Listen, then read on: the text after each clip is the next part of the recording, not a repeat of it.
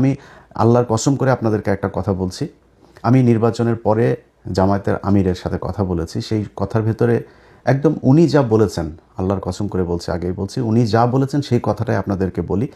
ওনার মুখ দিয়ে বললে হয়তো আপনাদের বিশ্বাস নাও হতে পারতো যে জামায়াতের আমির উনি এই কথাটা বলেছেন যে আমাদের যদি নাকি ওই সময় ইলিয়াস আমরা যদি নাকি গ্যাঞ্জাম করতাম, তাহলে আমাদের কাছে গোয়েন্দার তথ্য ছিল যে এখানে আওয়ামী লীগ নামবে মাঠে এবং আওয়ামী লীগের সাথে বিএনপিরও কিছু লোকজন নামবে, নেমে তারা প্রচণ্ড বিশৃঙ্খলা করবে, দেশটা একটা গৃহযুদ্ধের দিকে যাবে।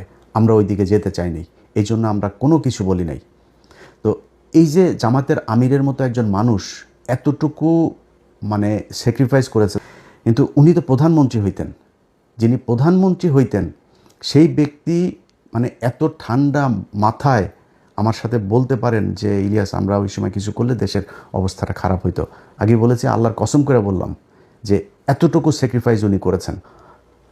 আমি ওনাকে জিজ্ঞেস করেছিলাম যে আপনারা নির্বাচনের দিন যখন সন্ধ্যার পরে বিভিন্ন কেন্দ্রে ভোট গণনা শুরু হওয়ার পরে আমরা প্রথম দিকে দেখলাম যে সবগুলো আসনে সবগুলো কেন্দ্রের ভোট যখন ফলাফল প্রকাশ হচ্ছে তখন দেখা যাচ্ছে যে দাঁড়িপাল্লার ভোট বেশি। হঠাৎ করে বিভিন্ন জায়গায় ভোট গণনা বন্ধ হয়ে গেল। প্রথমে নির্বাচন কমিশনের যে ওয়েবসাইট সেখানে দেখাচ্ছিল একদম প্রথম পরপর 5টা দাঁড়িপাল্লার একটা ছিল ধানের শীষের। তো সম্ভবত টাঙ্গাইল 5 বা কোনো একটা আসনের ফলাফল দেখাচ্ছিল যে ধানের শীষের, আর সবগুলো দাঁড়িপাল্লার। এখন এই সময় এসে নির্বাচনের ফলাফল ঘোষণা করা বন্ধ হয়ে গেল।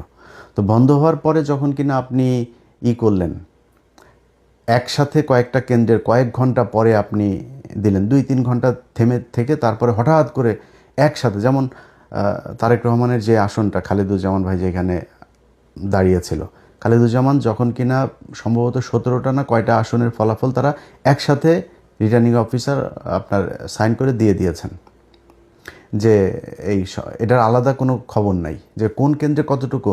যেটা আমি নির্বাচনের আরও 1 সপ্তাহ আগে থেকে বারবার বলছিলাম যে কারচুপি যেটা হতে পারে, এই যে বলা হয় মানে আধ্যাত্মিক কথাবার্তা বলা হয়, ভারত আমাদের এখানে জোর করে বসায় দেওয়া যায়, ভারত যা চায় তাই হয়, আমেরিকা যা চায় তাই হয়, এটা আমি মানি না, এটা আমি মানতে চাইও না, ভবিষ্যতেও মানব না যে তারা এসে তারপরে ওই কালো জাদু করে তারপরে কাউকে ভোট বেশি পাওয়াই দেয়। এটা আমাদের দেশের যে ইঞ্জিনিয়ারিং যেই মেকানিজম সেটার মাধ্যমেই এটা করা হয়।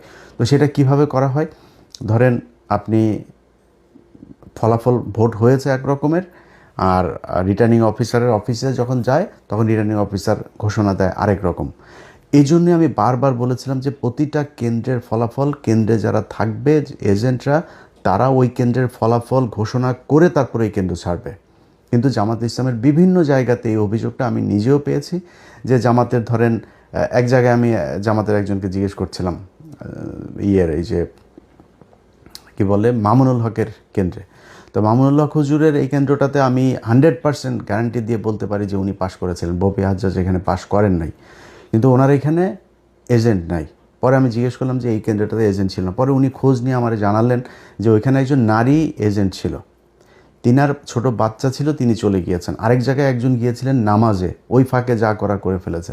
সো আপনাকে এই প্রিপারেশন রাখতে হবে যে এমন একজনকে দিতে হবে যে 24 ঘন্টা থাকতে পারবে, যতক্ষণ দরকার হয় এই ফল বের না হওয়া পর্যন্ত তাকে থাকতে হবে। এরকম ঘটনা নিশ্চয়ই আরও অনেক জায়গাতেই ঘটেছে। এই ঘটনাগুলোকে যাতে ঘটানো না হয় সেটা ব্যবস্থা করতে হবে।